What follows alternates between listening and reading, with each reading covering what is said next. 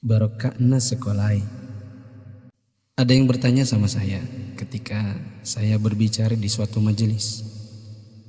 Mengapa sekarang ini sepertinya sekolah kehilangan kesaktian untuk membentuk hati anak-anak kita? Ini pertanyaan dan bukan pernyataan saya. Saya hanya mampu menjawab begini. Dulu orang tidak sekolah setinggi sekarang ini. Bahkan di kampung tak ada yang hebat berteori pendidikan sedahsyat hari ini. Bisa dibilang teori pendidikan sekarang mungkin sudah menyentuh langit ketujuh. Tapi sebenarnya ada yang hilang, yang disebut dengan keberkahan. Keberkahan bukan buatan manusia, melainkan pemasena puange, rahmat Allah. Bukan sekolah yang membuat orang sukses, tetapi Allah lah yang berada di balik semua kesuksesan manusia dalam usahanya. Maksudnya, secara khusus saya mengajak Anda yang berusia 40 tahun ke atas untuk menengok sejenak ke belakang. Balik.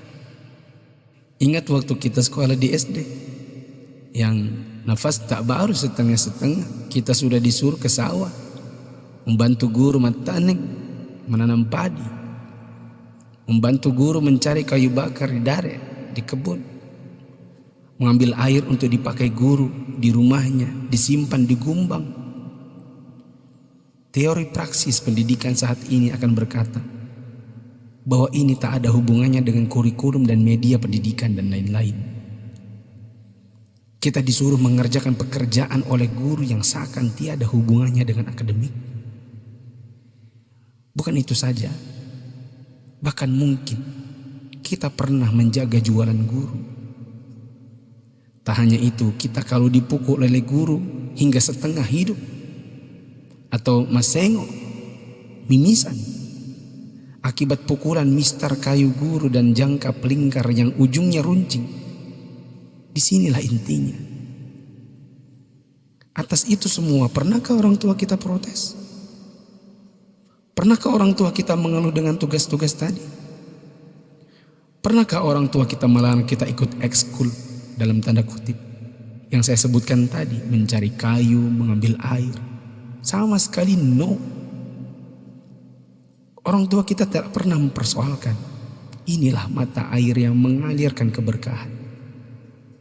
Atas kesabaran orang tua terhadap dunia persekolahan, Allah pun turun dengan tangannya.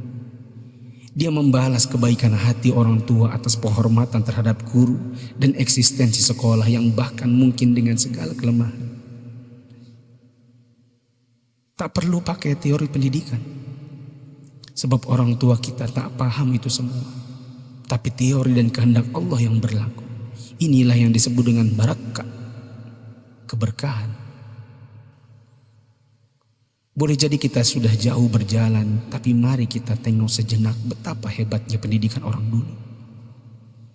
Kebodohan guru zaman dulu dengan ekskulnya, serta kesabaran orang tua dengan ketidakpahamannya, rupanya mengusik Allah Ta'ala dengan menurunkan barakah pamasya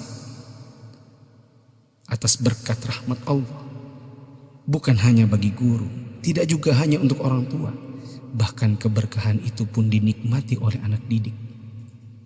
Tengoklah sekarang, orang tua memenjarakan guru, anak memfitnah gurunya, dicubit bilangnya ditempeleng, diajari katanya dicaci maki, dinasihati lapornya dihina, ditegur ujarnya dipermalukan. Bagaimana mungkin berkah Allah bisa datang?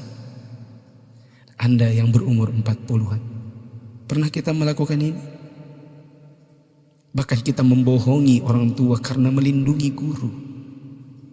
Kalau perlu orang tua tak perlu tahu apapun keadaannya. Itulah sebabnya di akhir sekolah dahulu kita selalu menyisakan air mata kebahagiaan.